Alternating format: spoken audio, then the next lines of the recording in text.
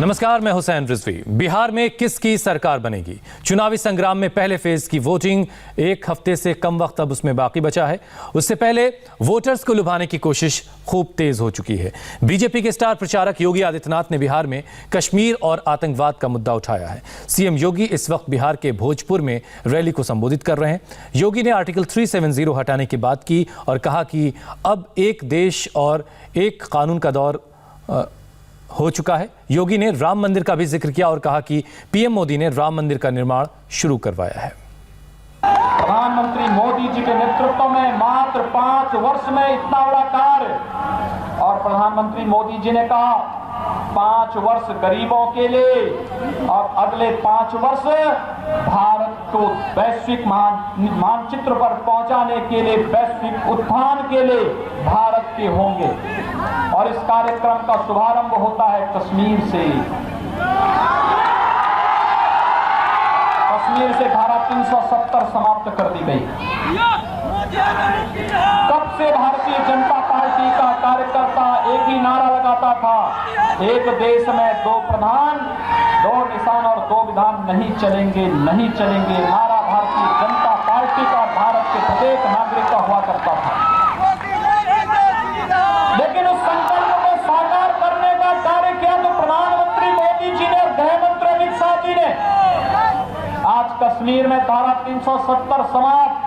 अगर भोजपुर का भी कोई नौजवान कश्मीर के अंदर जमीन और मकान खरीदना चाहता है तो जाकर के वहां जाकर के बस सकता है, कोई संकोच नहीं। कांग्रेस ने बैन किया था कि कश्मीर में कोई बिहार का व्यक्ति मकान नहीं ले सकता, जमीन नहीं ले सकता। मोदी जी ने अपने लाइसेंस दे दिया, कोई भी भारतवासी कहीं भी जाकर के बस सकता है, उसके कोई रोक टोक नहीं होगी। आज कश्मीर में पाकिस्तान प्रस्त आतंकवाद हमारे नागरिकों को और जवानों को निशाना नहीं बना सकता से मालूम है। इससे पहले कि उसकी कुत्सित मंशा किसी नागरिक और किसी जवान को निशाना बनाएगी, भारत के बहादुर जवान उसका काम तमाम कर देंगे। पाकिस्तान के प्रधानमंत्री भीगी बिल्ली बनकर के दुनिया के अंदर भाग रहे हैं।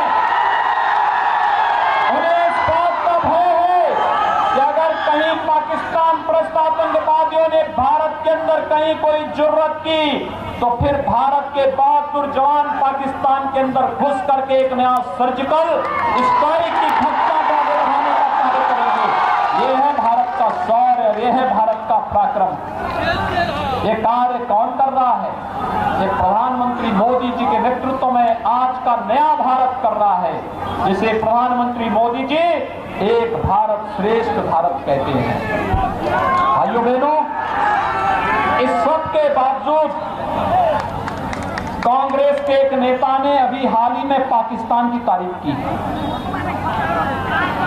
पाकिस्तान क्या भारत का हितैषी है क्या? क्या पाकिस्तान भारत के हित के बारे में सोचेगा क्या? तो फिर कांग्रेस के नेता पाकिस्तान की तारीफ क्यों कर रहे हैं? इनकी नियत और इनकी मंशा को समझिए। देश के बारे में कितना इनके मन में खोट है, आप इसी से अंदाजा लगा सकते हैं। और इसलिए भाइयों बहनों, हमने कश्मीर में भी धारा 370 को समाप्त करके आतंकवाद को सदैव के लिए समाप्त किया। और जब मैं लोकसभा चुनाव में बिहार आया था तब बिहार के लोग पूछते थे कि आप लोग नारा लगाते थे कि रामलला हम आएंगे, मंदिर वहीं बनाएंगे। तब बिहार के लोग पूछते थे मुझसे, क्या तारीख भी बताएंगे? और भाइयों बहनों, अगर कोरोना नहीं होता तो बिहार के हर गांव से मैं कम से कम एक व्यक्ति को तो अयोध्या जरूर बुलाता, जिस दिन अयोध्या में राम मंदिर का शिलान्यास होगा। क्योंकि बिहार का मतलब माता सीता का मायका।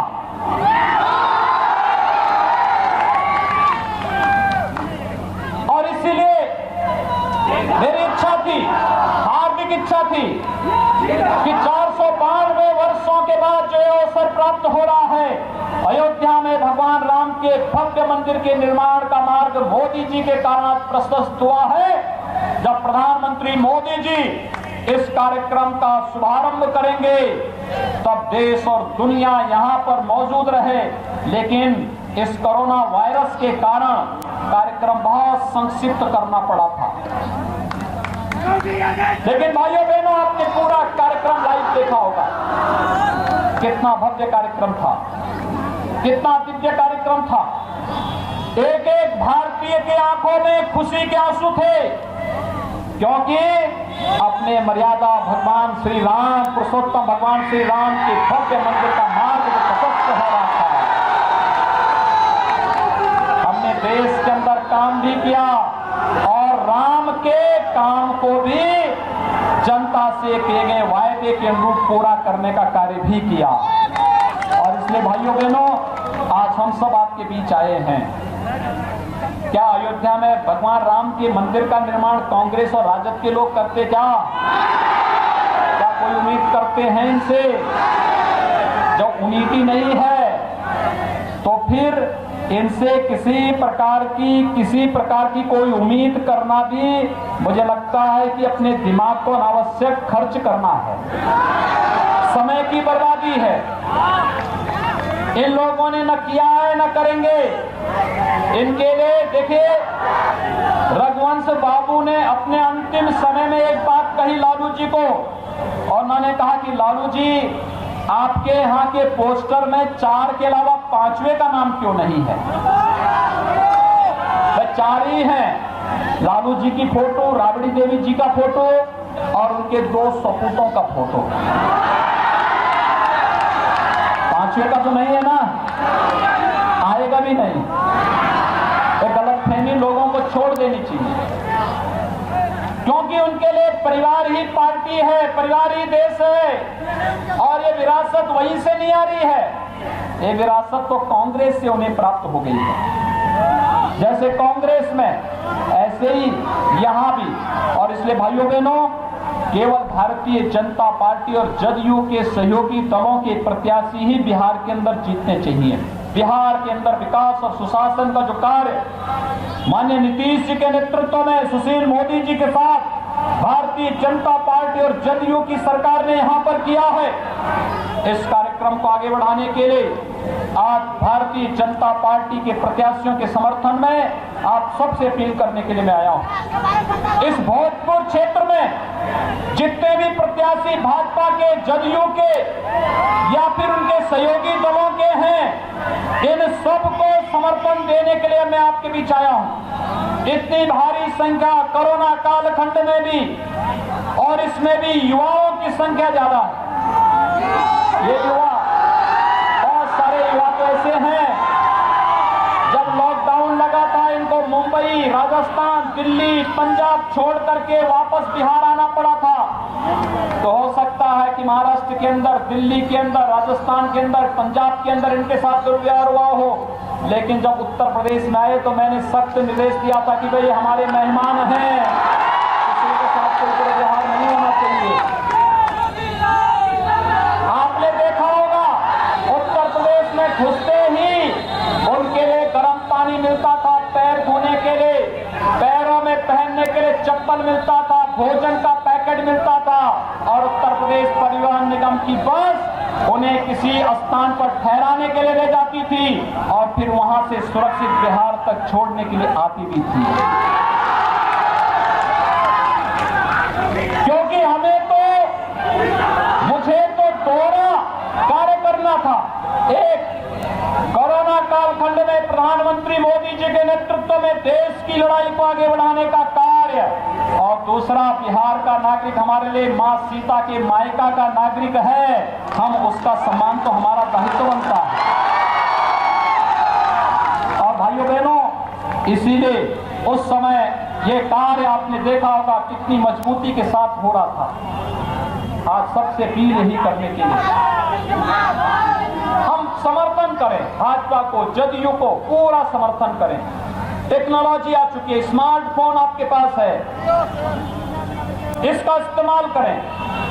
एक एक अपने मित्र को, शुभचिंतक को, रिश्तेदार को, नातेदार को, सभी को फोन करें, सोशल मीडिया में मैसेज भेजें। भाजपा को, जदयू को, सहयोगी दलों को जिताने के लिए एक एक को बोले कि देखिए जातिवाद ने बिहार का बेड़ा गर्क कर दिया, यहाँ के विकास को पूरी तरह सत्यानाश कर दिया।